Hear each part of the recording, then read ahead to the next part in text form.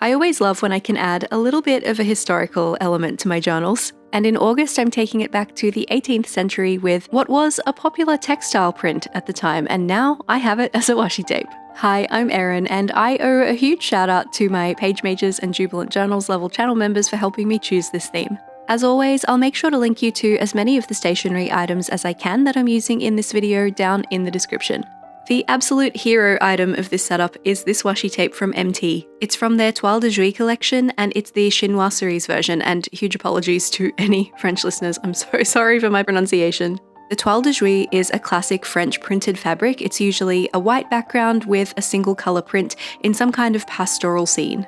And Chinoiserie is a particular kind of subset of this toile style, where it was the Western interpretation of East Asian designs. Sometimes you see it on homewares or clothing or kitchenware, but today it's in my journal on a washi tape.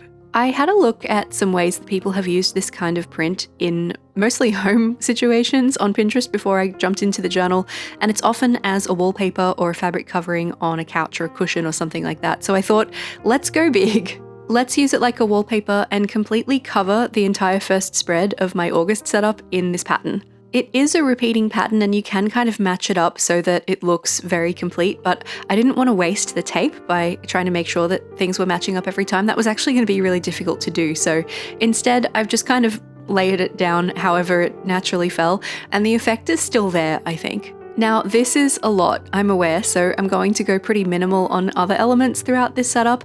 I'd planned out my pages ahead of time and I have some pencil markings that I can see through the tape, so I'm using a craft knife to trace over those lines, and I'm going to remove the washi tape inside of those sections because these are going to be revealed kind of behind a frame that we're going to layer over the top of everything. I wouldn't recommend using a craft knife to slice up your washi tape on a really thin page like a Hobonichi kind of paper, but on 160 GSM journal paper like this, it actually works fine. I probably pressed a bit harder than I needed to because I have some indentations on the opposite sides of these pages, but if you use a fairly light hand and just trace a little less hard than me, I'm a serial pen squeezer anyway, so you can see the pressure I'm going in with here. Probably wasn't necessary.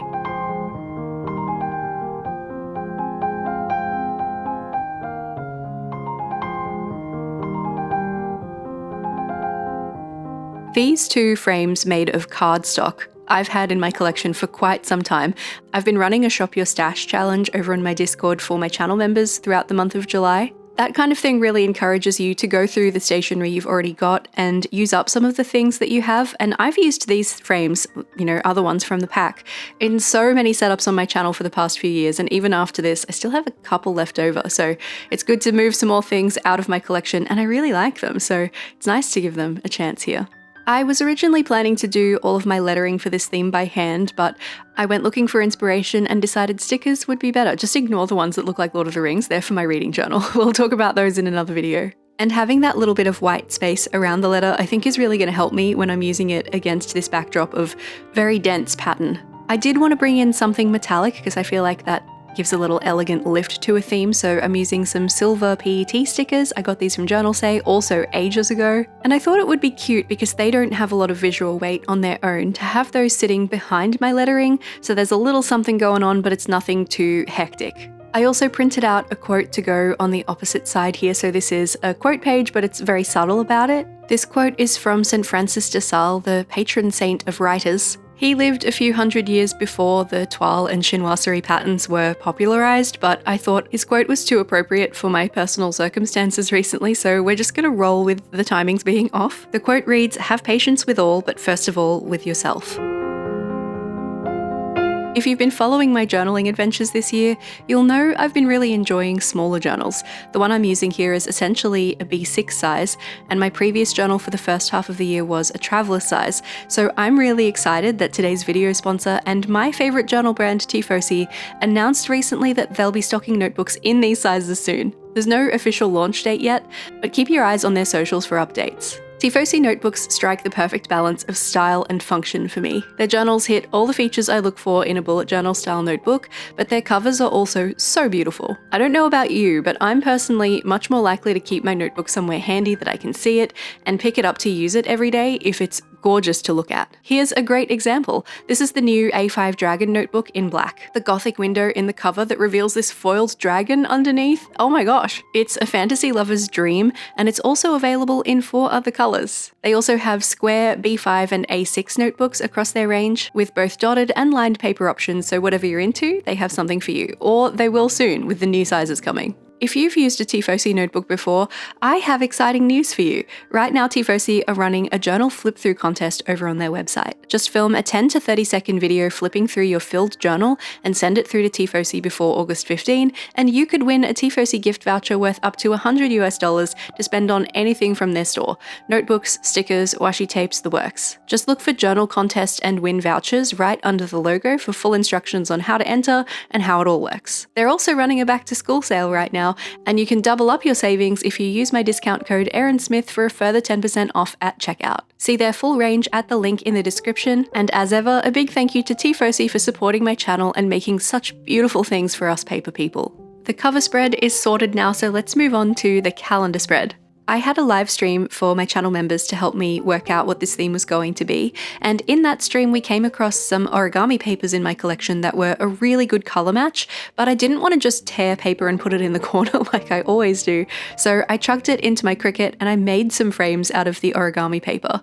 The more intricate ones didn't work quite as well, but the solid ones worked out pretty well. Something I discovered about myself during this process, particularly about this tape, is that I much prefer a vertically oriented tape that has a repeating pattern over a horizontal one, for situations exactly like this one. It's a lot more time consuming to add a vertical bar of decoration to each side of a calendar page, for instance, with a horizontally aligned tape if you want to keep that horizontal orientation. Of course, you could just turn it sideways and put a strip of it, but then, the people dancing would be facing the wrong way, and I didn't want that, so instead I did it in chunks like this. And I think cutting off the excess from the page edges is my least favorite part, but I do love the overall effect when it's done.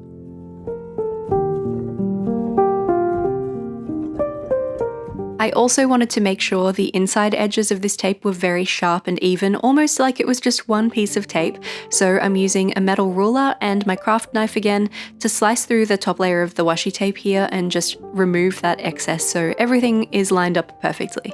If you know when you place the washi tape down that you're going to be doing something like this, you can just make sure not to push it down too hard so that it's easy to peel up when you get there, because sometimes it can take some of the paper with it, especially if it's been sitting on the page for a while.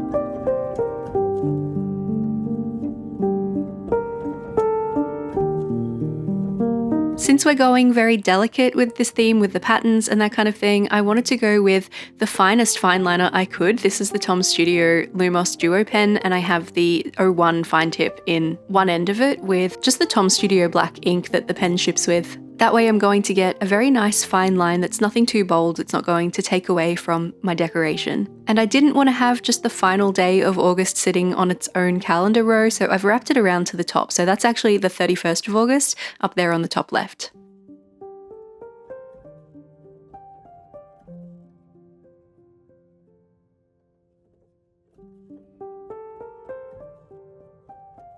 I lucked out a bit with a Tombow colour match here. This one's the 528, which is the jet blue colour, and it is one of my favourite blue Tombows anyway, but also such a good colour match for the tape here.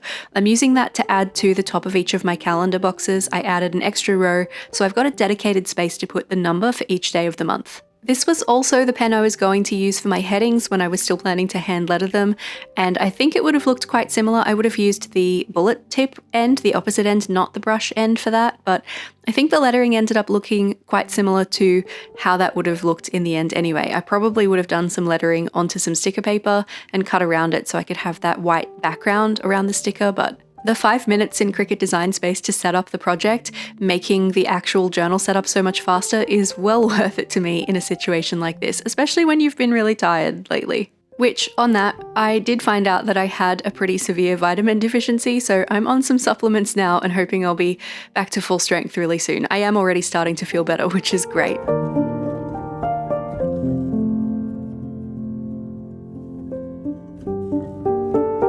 One of the most efficient ways to make a theme feel like a theme and feel cohesive is to make sure that you're using the same elements repeatedly. So I wanted to make sure to introduce some of these darker frames that I made myself. We didn't use them on the cover spread, so I wanted to make sure that they were on the pages here somewhere fairly early on, so that when they pop up again later, they do make sense. Also, if you don't have a glue pen in your life yet, I really do recommend this one. I think it's fantastic. This is the Kuretake Zig. I think it's called 2-in-1 Squeeze and Roll or something like that. It comes in different thicknesses. It can take a second for it to start to really stick, so that's why I'm putting down scissors and things on top of the places that I've just used that glue, but once it sticks, it is not moving, so you gotta be really certain about your ephemera placement. And I am almost out of glue tape at the moment. I need to stock up, so I'm relying on my glue pen a little bit more than usual. These dark solid backgrounds make a great place to let a silver sticker pop, so I'm layering some of my stickers here.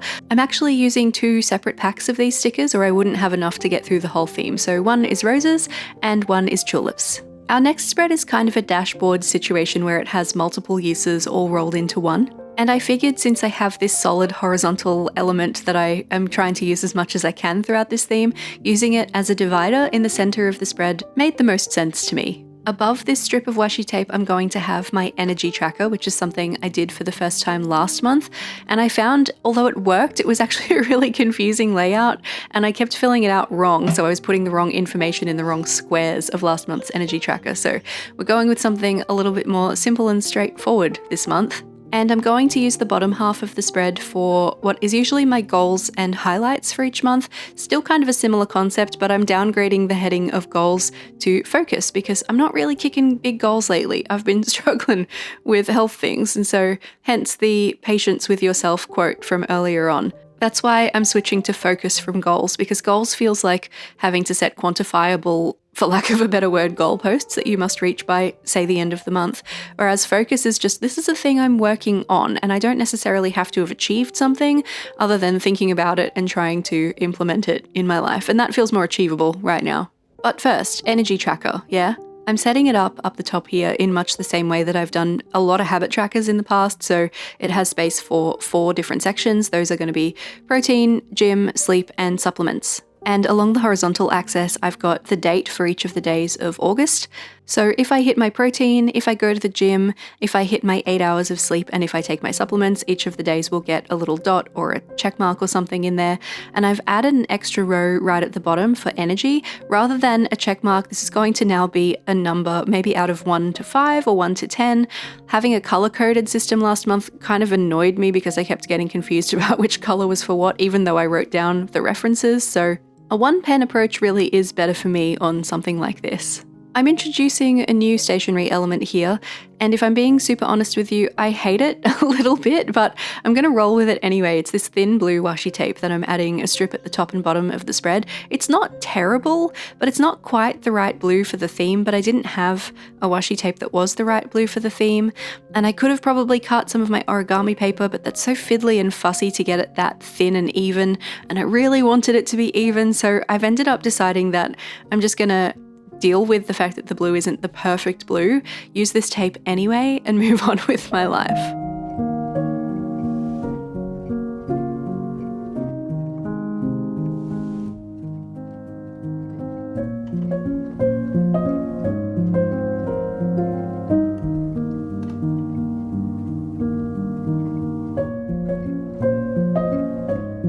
We're working on another table-based spread here. This one is my content planner. I'm hoping it will get a little bit more use than my previous few months worth of content planners have, because I've been a bit all over the place with the video posting schedule. This is just where I write down the dates that I would ideally be publishing videos if I was sticking to my usual schedule, which I hope to do in August. And then down the left side, I have a running task list of all of the things that are involved in the workflow of making a video, from filming it through to editing the video, adding voiceover, adding music, all of that kind of stuff. And that way I can just tick things off as I go, as I complete them. And of course, the video topics go along the top.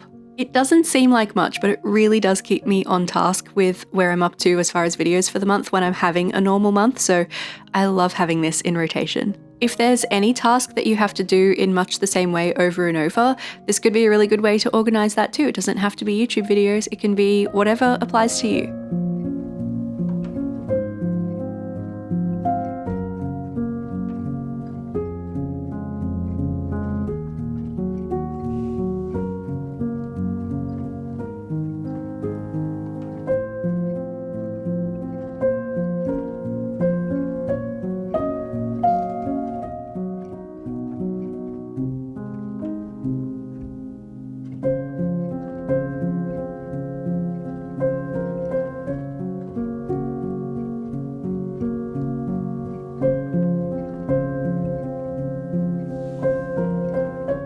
If you ever find that you're struggling with deciding how to use your different theme elements together, one of my favorite things to do is just to make sure that something is touching something else, which is a bit rich of me to say right now because I do have these roses just floating in space, but I'm going to change my mind about their placement in a moment. But for now, just placing the header, I thought let's have it grounded with something darker, and I'm also going to make sure that that frame that I'm grounding them with is touching the Toile washi tape in the corner too. Ordinarily for my content planner page, I just write all of the elements of my workflow onto the tracker here, but because I had quite a bit of page space left over when I was making these, I thought let's just go ahead and print and cut those as stickers as well. So I measured the space and I made tiny, tiny, tiny ones to fit.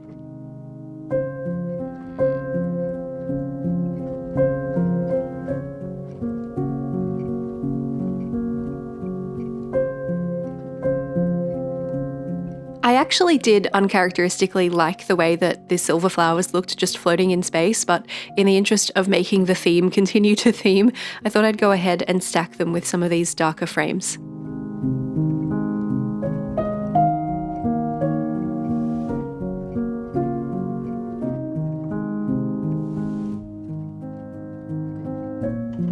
Quick change of lighting here because I actually set this up over a couple of days, and I decided at this point that my August cover page just wasn't quite hitting for me. It was a little bit too much. So I decided to lighten the visual weight of this repeated patterned texture that was just everywhere all at once. I was just going to give it a little rest for the eyes by removing some of the tape just around the outside to give it essentially a white border.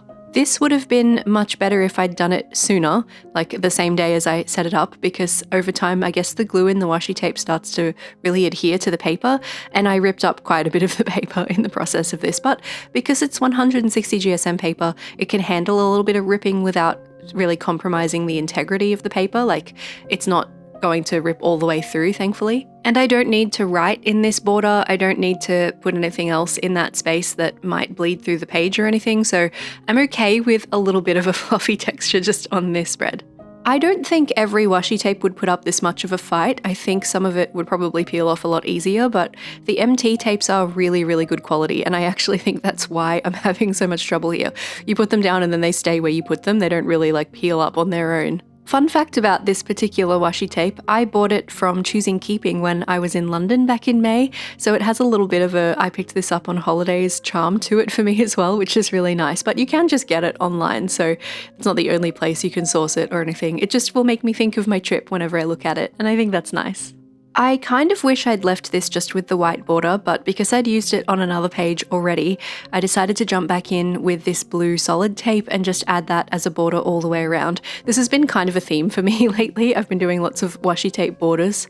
With my background in photography, sometimes I have these really strange errant thoughts like, gosh, I wish I could desaturate this washi tape, like if I could just chuck it into Lightroom or Photoshop and just desaturate it a little bit, that would be so good. Once again, I don't think that it doesn't work, but I also don't think that it works as well as I'd like it to. But as always, this theme only has to get me through a month. I've now been keeping a creative style bullet journal like this for literally 8 years, and it's just 1 month out of all of those, however many months that is over the course of 8 years. So it doesn't have to be perfect. I've decided it's fine to mostly like a theme. I do think it's less overwhelming to look at than it was previously, so that was my goal. I do think it still looked good without the blue edge on everything. I probably could have left it there, but we've committed now and we're just going to carry on. Let's just pretend like we didn't just take an interlude to go back to the cover spread, and we'll move on to the weeklies. Starting off with the one I ripped off from Ruthie Journals and have used over and over and over because I really, really like it, I figured a wide washi tape like this would lend itself very well to this layout. This one divides each page into 2 columns and 3 rows. Then you end up with some squares essentially left over that you can pick and choose which ones will be squares that you plan in and which ones will be squares that you decorate, and you can kind of make it almost like a checkerboard, but not quite. I mentioned recently that I'm a bit sick of setting up weeklies, but they are also my most used part of my journals. I really do a lot of planning on my weeklies, so I'm considering for next year moving into a separate journal that is pre-printed just for my weeklies, but keeping all of my other typical journal stuff in a notebook, maybe together with memory keeping stuff, whatever commonplacing type stuff as well, if that's something that seems like a good idea at the time. Obviously, that's still a few months away. But for those of you who have ventured into the pre-printed planner kind of a space, I'd love your suggestions for what you think would be good for this purpose, like really just for weeklies. I don't need it to do anything else. Of course, I was thinking about the Hobonichi weeks, but I believe they're horizontally oriented weeks, and I really do prefer a vertical weekly planner. Obviously, you can just turn the notebook sideways and use them vertically that way if you want to, but I was wondering if there's something maybe better out there. Honestly, the layout of the weeklies in the Cousin looks like more my jam, but I don't want the rest of the planning stuff, so I'm not sure. I think Traveller's Company have a vertical weekly insert too that I would entertain. I could look into that.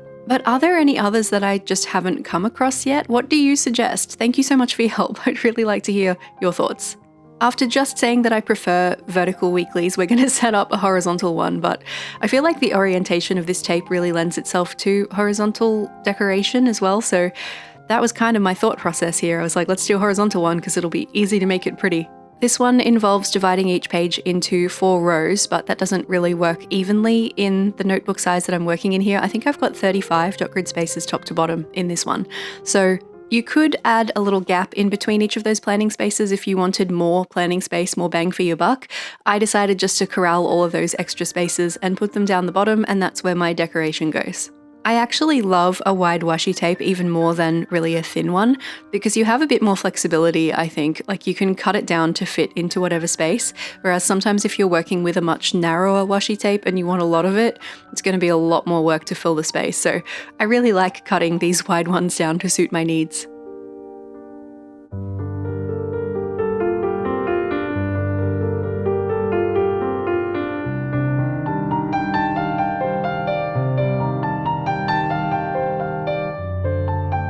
Can I just point out that I remembered to make notes labels this time? I usually forget those when I'm making my stickers for my weeklies, and then I get to making it and I go, oh crap, I don't have any note stickers.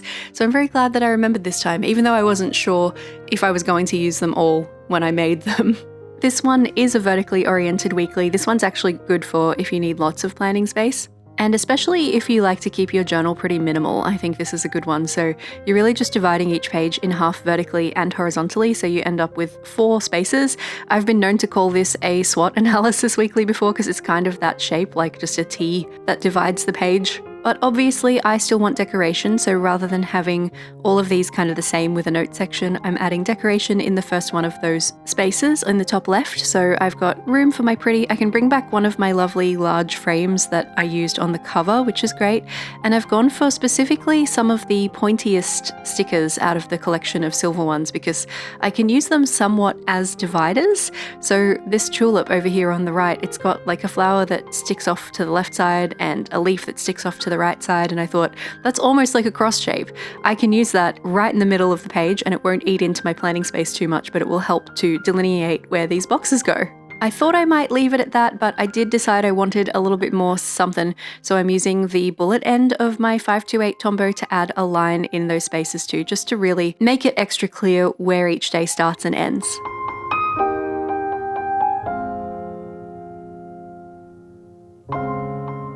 We've got one more weekly spread to worry about here, and then I'm actually going to go back through the whole setup and add in some silver stickers from a sheet I got out to use in this theme and then kind of just forgot about, and then I found it again and was like, oh no, I was going to use this, maybe I still can.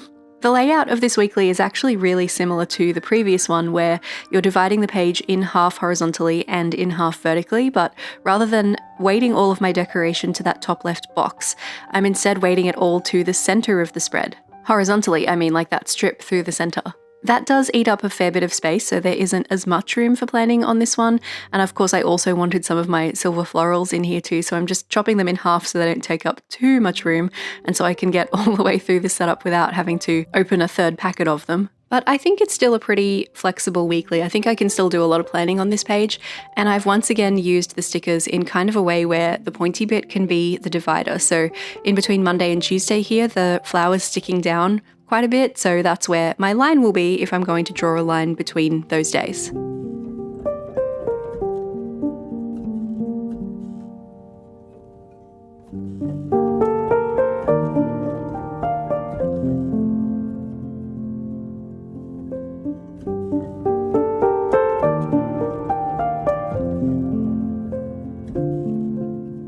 All right, and here's my silver sticker sheet that I forgot about. I'm just going to flip through all of my pages and see if there's anywhere I can add these in a little accent just to bring a touch more silver, fill in any gaps that maybe need a bit of assistance, and then we'll call it a day.